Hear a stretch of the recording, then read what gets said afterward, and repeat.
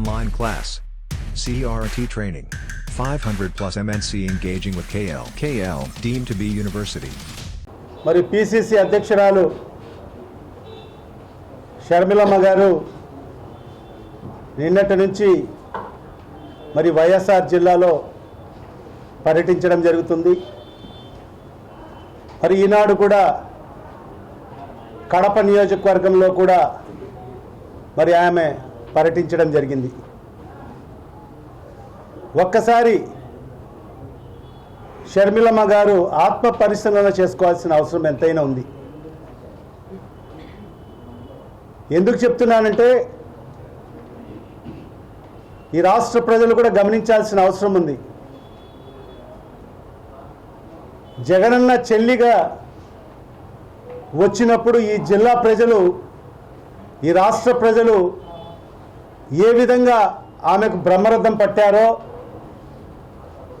మరి ఈరోజు పిసిసి అధ్యక్షురాలుగా రాష్ట్ర పర్యటన చేసినప్పుడు, మరీ ముఖ్యంగా వైఎస్ఆర్ జిల్లాలో పర్యటిస్తున్నప్పుడు మరి ఈ జిల్లా ప్రజలు ఏ విధంగా ఆమెకు స్వాగతం పలుకుతున్నారో ఒక్కసారి ఆత్మ పరిశీలన చేసుకోవాల్సిన అవసరం ఎంతైనా ఉందని చెప్పి కూడా షర్మిలమ్మ గారిని నేను కోరుతున్నాను. మరి ఈ సందర్భంగా కేవలం జగన్మోహన్ రెడ్డి గారిని టార్గెట్ చేసుకొని మరి వైఎస్ అవినాష్ రెడ్డి గారిని టార్గెట్ చేసి మరి మాట్లాడడం అనేది ఎంతవరకు సమంజసమో మరొక్కసారి ఆమె ఆత్మ పరిశీలన చేసుకోవాల్సిన అవసరం కూడా ఎంతైనా ఉందని చెప్పి కూడా ఈ సందర్భంగా తెలియజేసుకుంటున్నాను. మరి ఈ మీడియా ముఖంగా మరి షర్మిలమ్మ గారికి నేను అడగదలుచుకున్నాను. మరి షర్మిలమ్మ గారు తెలంగాణలో ఎందుకు వైఎస్ఆర్ తెలంగాణ పార్టీ ఏర్పాటు చేశారో, మరి ఆనాడు ఆ పార్టీ స్థాపించిన తర్వాత మరి ఏ విధంగా ఆమె రాష్ట్ర ప్రజలకు సంబోధిస్తూ మరి మాట్లాడడం జరిగిందో మనందరికీ కూడా తెలిసిన విషయమే. మరి తెలంగాణ రాష్ట్రంలో రాజ్యం తీసుకొస్తాను, మరి ఏదైతే ఈ కాంగ్రెస్ మరి టిఆర్ఎస్ పార్టీలు మరి రాష్ట్ర ప్రజల్ని మోసం చేస్తున్నాయి, మరీ ముఖ్యంగా కాంగ్రెస్ పార్టీని మరి ఏ రకంగా మరి షర్మిల గారు మరి ఆ రోజు దుయ్యబట్టారో మనందరికీ కూడా తెలిసిన విషయమే. మరి ఆనాడు రాజశేఖర రెడ్డి గారిని మరి నా తండ్రి గారిని ఏ విధంగా కాంగ్రెస్ పార్టీ అవమానపరిచిందో అని చెప్పి కూడా మరి ఆనాడు షర్మిలమ్మ గారు మాట్లాడిన పరిస్థితి మనందరికీ కూడా తెలిసిన విషయమే. మరి ఈ సందర్భంగా ఒకటే, ఆ మహానేత దివంగత ముఖ్యమంత్రి డాక్టర్ వైఎస్ రాజశేఖర రెడ్డి గారు మరి ఆయన బిడ్డగా మేము కూడా ఆమెకు గౌరవిస్తున్నాం. నిజంగా ఆనాడు కూడా మేము చాలా సంతోషపడ్డాము. మరి తెలంగాణలో రాజ్యం తీసుకొస్తానని చెప్పి ఒక సాహసోపేతమైన నిర్ణయాన్ని తీసుకొని మరి అక్కడ రాజశేఖర రెడ్డి గారి పేరుతో పార్టీ స్థాపిస్తూ మరి ఖచ్చితంగా రాబో రోజుల్లో రాజ్యాన్ని తీసుకొస్తాదని చెప్పి మేము కూడా స్వాగతించడం జరిగింది. మరి ఆ రోజు ఆమె మాట్లాడిన మాటలు కూడా,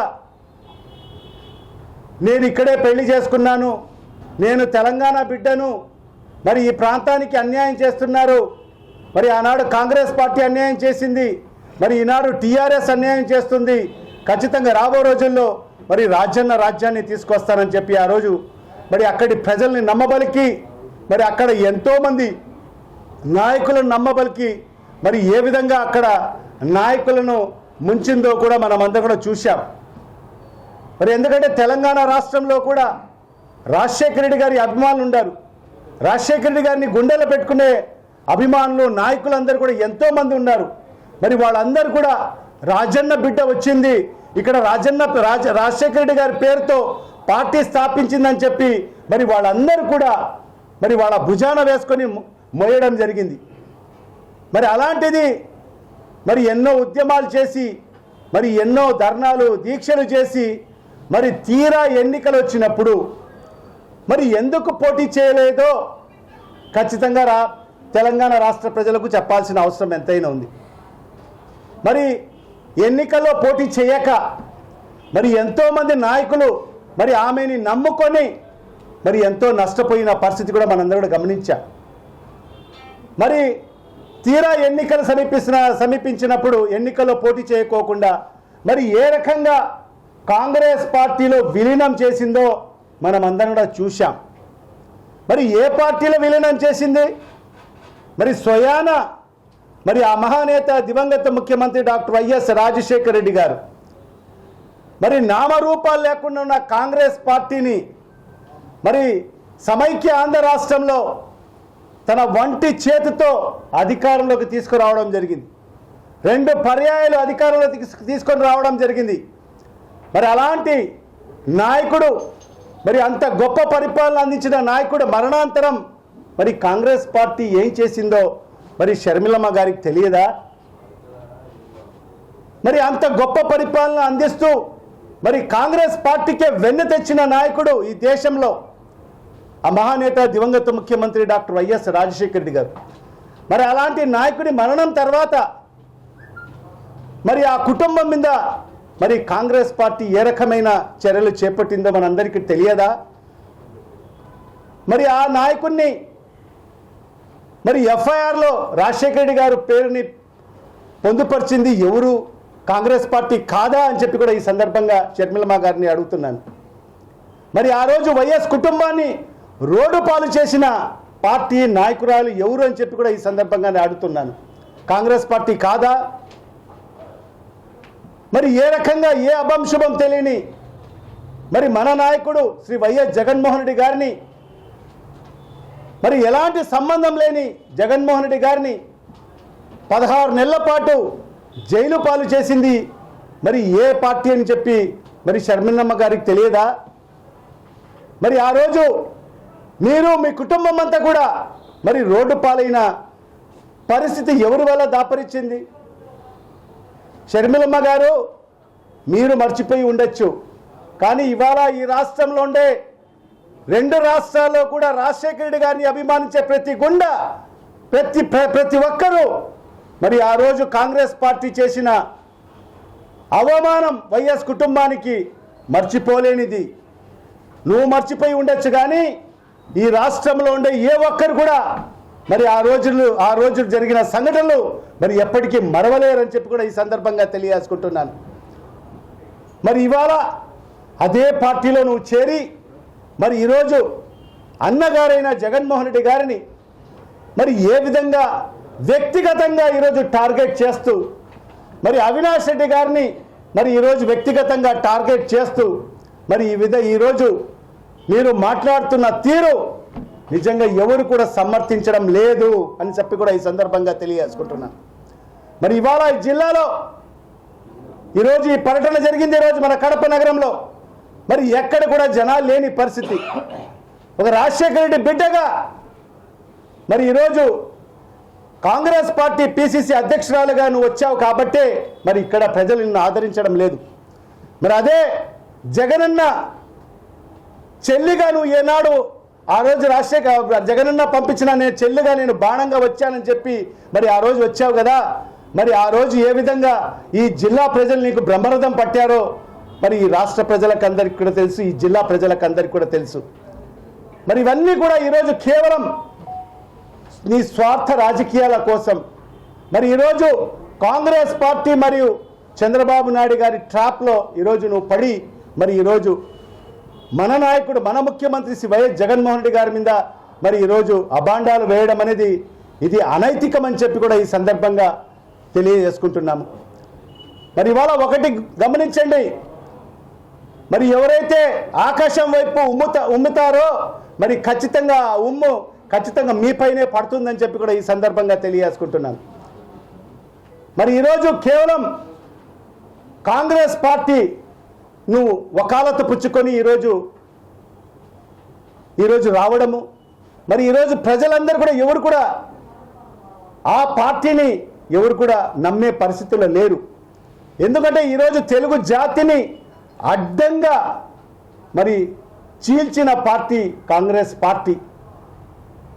మరి ఈరోజు మా రాష్ట్రానికి రావాల్సిన ప్రత్యేక హోదా మరి ఏ రకంగా దానికి చట్టం కూడా చేయకోకుండా ఏ రకంగా కాంగ్రెస్ పార్టీ ఈ రాష్ట్రానికి అన్యాయం చేసిందో కూడా ఈ రాష్ట్ర ప్రజలకందరికీ కూడా తెలుసు. వాళ్ళ స్వార్థ రాజకీయాల కోసం కాంగ్రెస్ పార్టీ తెలుగు జాతిని ఈరోజు అడ్డుగోలుగా చీల్చిన పార్టీ కూడా కాంగ్రెస్ పార్టీ. మరి అలాంటి పార్టీకి నువ్వు వకాలత పుచ్చుకొని మరి ఈరోజు కాంగ్రెస్ పార్టీకి ఓటు వేయమని మరి ఏ రకంగా మీరు అడుగుతున్నారు అని చెప్పి కూడా ఈ సందర్భంగా షర్మిల గారిని నేను అడుగుతున్నాను. మరి అసలు కాంగ్రెస్ పార్టీ అంటేనే నామరూపా లేకున్నా ఎవరు అందరూ మర్చిపోయారు కాంగ్రెస్ పార్టీని. మరి ఈ తెలుగు రాష్ట్రాన్ని మరి తెలుగు ప్రజల్ని అన్యాయం చేసిన పార్టీ కాంగ్రెస్ పార్టీ. మరి అలాంటి పార్టీకి నువ్వు వకాలత పుచ్చుకొని ఈరోజు రావడం అనేది నిజంగా చాలా బాధాకరమైన విషయం అని చెప్పి కూడా ఈ సందర్భంగా తెలియజేసుకుంటున్నాను. మరి రాజశేఖర రెడ్డి బిడ్డగా మేము నిన్ను గౌరవిస్తున్నాము. మరి ఖచ్చితంగా ఈరోజు ఇవన్నీ కూడా మానుకోవాల్సిన అవసరం కూడా ఎంతైనా ఉంది. మరి ఈరోజు మీరు మాట్లాడుతున్న తీరు చూస్తుంటే మరి వైఎస్ అవినాష్ రెడ్డి గారు ఒక సౌమ్యుడు, ఒక మంచి వ్యక్తి. మరి అలాంటి వ్యక్తి మీద మీరు మాట్లాడుతున్న తీరు చూస్తుంటే, మీరు సంబోధిస్తున్న తీరు చూస్తుంటే నిజంగా చాలా బాధేస్తుంది. మరి హంతకుడు అని చెప్పి ఈరోజు మీరు అందరూ కూడా మాట్లాడుతున్నారు. మరి అది కూడా ఈరోజు కోర్టులో ఉంది. కోర్టులో ఎలాంటి ఈరోజు తీర్పు ఇవ్వలేదు. మరి అలాంటి పరిస్థితుల్లో మీరు ఏ విధంగా మరి హంతకులని సంబోధిస్తారని చెప్పి కూడా ఈ సందర్భంగా మీకు ప్రశ్నిస్తున్నాను. మరి ఎవరైతే నేను హత్య చేశాను అని చెప్పిన వ్యక్తుల్ని మీరు ఈరోజు అతన్ని మీరు కాపాడే ప్రయత్నాలు చేస్తున్నారు. మరి ఆ హంతకుడిని మీరు కాపాడుతున్నారు. మరి హంతకులను ప్రోత్సహిస్తున్న వారు ఎవరైతే ఉండారో మరి బీటెక్ రవి గారిని అయితే మరి అదేవిధంగా ఆదినారాయణ గారు, మీరు వాళ్ళందరినీ కూడా మీరు ఒక వేదికని పంచుకొని మీరందరూ కూడా మాట్లాడుతున్న తీరు కూడా ఈ జిల్లా ప్రజలు గమనిస్తున్నారు. మరి అలాంటి వ్యక్తులకు మీరు డయాస్లో కూర్చోబెట్టుకొని మరి మీరందరూ కూడా ఒకటై ఈరోజు జగన్మోహన్ రెడ్డి గారిని మరి అవినాష్ రెడ్డి గారిని మరి ఈ రకంగా మాట్లాడడం అనేది ఎంతవరకు సమంజసమో ఒక్కసారి ఆత్మ పరిశీలన చేసుకోవాల్సిన అవసరం కూడా ఎంతైనా ఉందని చెప్పి కూడా షర్మిలమ్మ గారిని నేను కోరుతున్నాను. మరి ఈ సందర్భంగా ఒకటే, మీరు అన్ని మాటలన్నా కూడా ఎన్ని కుట్రలు చేసినా ఎన్ని కుతంత్రాలు చేసినా, ఎందుకంటే ప్రజలకు తెలుస్తుంది మరి ఎవరి స్క్రిప్ట్ మీరు వచ్చి చదువుతున్నారో కూడా ప్రజలకు అందరికీ కూడా తెలిసిన విషయమే. మరి అక్కడ చంద్రబాబు నాయుడు స్క్రిప్ట్ మీరు ఇక్కడ వచ్చి ప్రజలు చదవడం జరుగుతుంది. మరి ఈరోజు అదే సునీతారెడ్డి గారిని ఈరోజు పిలుచుకొని వచ్చి మరి ఒక్కసారి వెనక్కి వెళ్ళి ఆ సునీతారెడ్డి గారు గతంలో ఏం మాట్లాడారో ఒక్కసారి మీరందరూ కూడా ఆలోచన చేయండి. మరి ఇదే షర్మిలమ్మ గారు గతంలో ఏం మాట్లాడారో మరి ఇవాళ ఏ రకంగా మాట మార్చి మాట్లాడుతున్నారో మరి అవన్నీ కూడా ప్రజలు గమనించాల్సిన అవసరం కూడా ఎంతైనా ఉందని చెప్పి కూడా ఈ సందర్భంగా తెలియజేసుకుంటున్నాం. మరి ఈ పరిస్థితిలో ఒక్కటే, జగన్మోహన్ రెడ్డి గారిని ఈరోజు ప్రజలు ఆదరిస్తున్నారు. జగన్మోహన్ రెడ్డి గారు తండ్రి అడుగుజాడలను నడుస్తూ రాజన్న బిడ్డగా ఈరోజు తన తండ్రి గారు చేసిన సంక్షేమ కార్యక్రమాలు అయితేమి, అభివృద్ధి కార్యక్రమాలు అయితేమి, తండ్రి కన్నా ఇంకా 2 అడుగులు ముందుకు వేస్తూ మరి ఈరోజు అన్ని కులాల వారిగా అన్ని మతాలకు మరి ఈరోజు పార్టీలకు సంబంధం లేకోకుండానే ఈరోజు అన్ని సంక్షేమ పథకాలు ఈరోజు జగన్మోహన్ రెడ్డి గారు అందించడం జరుగుతుంది. సంక్షేమం అభివృద్ధి కూడా రెండు కళ్ళలాగా భావించి ఈరోజు ఈ రాష్ట్రాన్ని ముందుకు నడిపిస్తున్న ముఖ్యమంత్రి ఈరోజు మన ప్రియతమ నాయకుడు శ్రీ వైఎస్ జగన్మోహన్ రెడ్డి గారు. మరి అలాంటి నాయకుల మీద ఈరోజు అభాండాలు వేయడము, మరి ఈరోజు ఎవరైతే జగన్మోహన్ రెడ్డి గారిని ఆ పదవి నుంచి దించాలని చెప్పి కోరుకుంటున్న ఆ పార్టీలకు కొమ్ము కాస్తూ మరి ఆ నాయకుల యొక్క స్క్రిప్ట్ని మరి ఈరోజు మీరు చదువుతూ మరి ఈరోజు జగన్మోహన్ రెడ్డి గారిని మరి అవినాష్ రెడ్డి గారిని మరి ఈరోజు ప్రజల్లో చులకన చేయాలని ఒక కుట్ర మరి ఈరోజు మీరు చేయడము మరి ప్రజలు ఎవరు కూడా విశ్వసించే పరిస్థితి లేదు. ఖచ్చితంగా ఈ వైఎస్ఆర్ జిల్లా అనేది జగన్మోహన్ రెడ్డి గారికి అండగా ఉంటుంది. ఈ జిల్లా ప్రజలందరూ కూడా జగన్మోహన్ రెడ్డి గారికి అండగా ఉంటారు. మరి వైఎస్ అవినాష్ రెడ్డి గారికి కూడా అండగా ఉంటారు.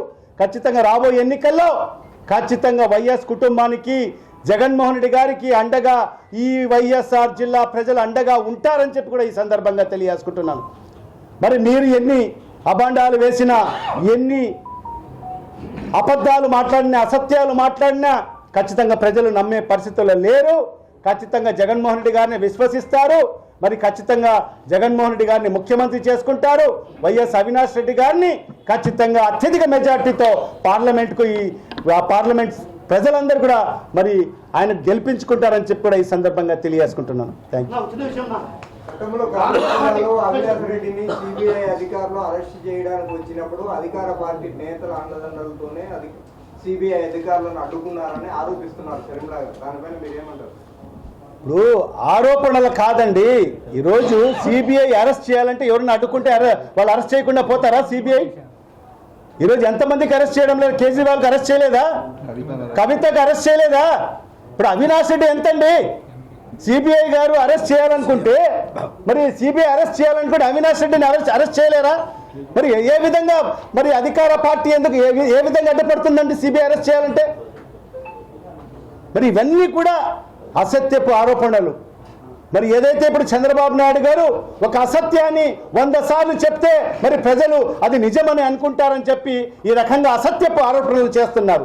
మరి ఈరోజు కేజ్రీవాల్ మరి ఢిల్లీ రాష్ట్రానికి ముఖ్యమంత్రి, మరి ఆయనకు అరెస్ట్ చేసినప్పుడు అవినాష్ రెడ్డి ఒక సాధారణ ఎంపీ, మరి ఆయనకు ఎందుకు అరెస్ట్ చేయలేకపోయారు? సిబిఐ నిందితుడిగా చేర్చినప్పుడు ఎందుకు అరెస్ట్ చేయలేకపోయారు? వాళ్ళకు పూర్తిగా సాక్ష్యాధారం లేదు కాబట్టి వాళ్ళు అరెస్ట్ చేయలేకపోయారు.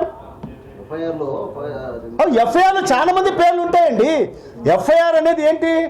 ఎంతో మంది పేర్లు ఉంటాయి. నిరూపణ కావాలా కదా? 100 పేర్లు ఉంటాయి. ఇప్పుడు ఎవరైనా మీరు కూడా పోయి చెప్తే వాళ్ళ పేరు ఎక్కించమంటే వాళ్ళు కూడా ఆ పేరు ఎక్కిస్తారు.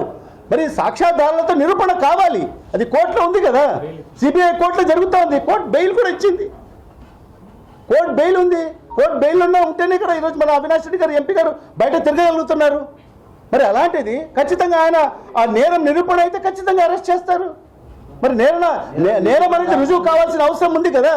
నేరం నిరూపణ కాకముందే, నేరం నిరూపణ అయిన తర్వాత కోర్టు శిక్ష వేస్తారు. అంతకుముందే విచారణ కోసం అరెస్టులు చేస్తారు. ఎన్నిసార్లు విచారణ కోసం మా ఎంపీ గారు అటెండ్ అయ్యారు కదా. ఎప్పుడు సిబిఐ పిలిచినా కూడా మరి ఒక క్రమశిక్షణ కలిగిన నాయకుడు కాబట్టి ఏనాడు ఎప్పుడు సిబిఐ పిలిచినా కూడా మరి ఆ సిబిఐ విచారణకు హాజరు కావడం జరిగింది. ఎక్కడ కూడా ఒక్కరోజు కూడా ఆయన ఆ విచారణకు ఎప్పుడు కూడా డుమ్మా కొట్టలేదు. మరి ఎప్పుడు విచారణకు వాళ్ళు హాజరు కావాలంటే మరి హాజరవుతూనే ఉన్నారు. ఈరోజు సిబిఐ కోర్టు ఎప్పుడు వాళ్ళకు మరి విచారణ ఉంటో ఆ రోజు కూడా ప్రతి సందర్భంలో కూడా మా ఎంపీ గారు అటెండ్ అవుతున్నారు.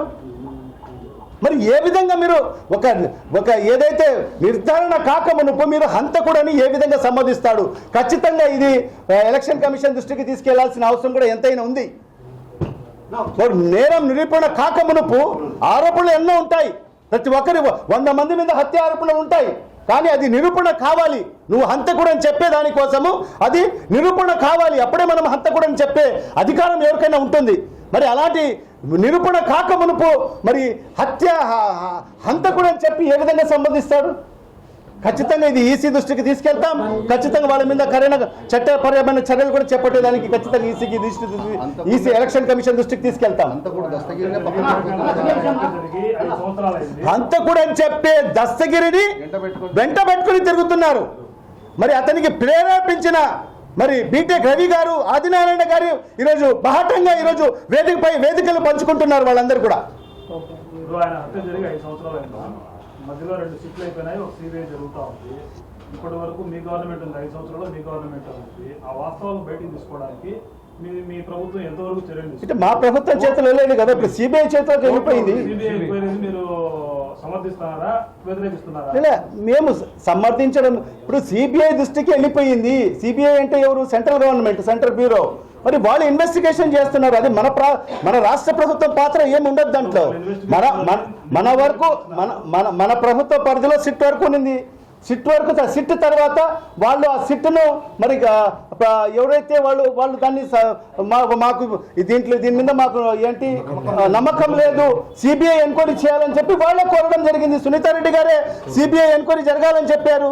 మరి సిట్టు వద్దు, మాకు నమ్మకం లేదు. ఈ రాష్ట్ర ప్రభుత్వం చేపడుతున్న ఈ ఏదైతే సిట్టు ద్వారా సిబిఐ ద్వారా ఎంక్వైరీ చేయాలని జగన్మోహన్ రెడ్డి గారు కూడా కోరినారు. ఆ తర్వాత ఈయన వద్దన్న తర్వాత ఆమె కోరింది. ఫైనల్గా మేము అడిగేది ఏమంటే సిబిఐ ఎంక్వైరీని మీరు సమర్థించేదేమి, వ్యతిరేకించేదేమి? మరి అది కాదన్నా అన్న ఒకటన్నా, ఇది కాదన్నా ఒకటి. ఇప్పుడు గతంలో ఈ జరిగిన సంఘటన తర్వాత ప్రతిపక్ష నాయకుడిగా ఉంటూ మన ముఖ్యమంత్రి జగన్మోహన్ రెడ్డి గారే సిబిఐ ఎంక్వైరీ చేయాలని చెప్పారు. అప్పుడు ప్రభుత్వం ఎవరు అధికారంలో ఉన్నది? ఒకటి నువ్వు చెప్పావు కదా, అప్పుడు ఏ ప్రభుత్వం అధికారంలో ఉన్నది? చంద్రబాబు నాయుడు ముఖ్యమంత్రిగా ఉన్నాడు. మరి ఆ రోజు ఎందుకు సిబిఐకు ఆ కేసు అప్పగించలేదు? మేము అప్పచెప్పలేదు. ఇప్పుడు సునీతారెడ్డి గారు మాకు సిట్టు విచారణ మీద మాకు నమ్మకం లేదు, సిబిఐ ద్వారా ఎంక్వైరీ చేయాలని చెప్పి సునీతారెడ్డి గారు కోర్టులో వేయడం జరిగింది. మరి ఆమె కర్నూలు ఎందుకు అడ్డుకోవాల్సి వచ్చింది? సిబిఐ అధికారులు అరెస్ట్ చేయడానికి వచ్చారు. అప్పుడు మీరు కర్నూలులో మీ పోలీసులు పెట్టుకొని అడ్డుకోలేదా?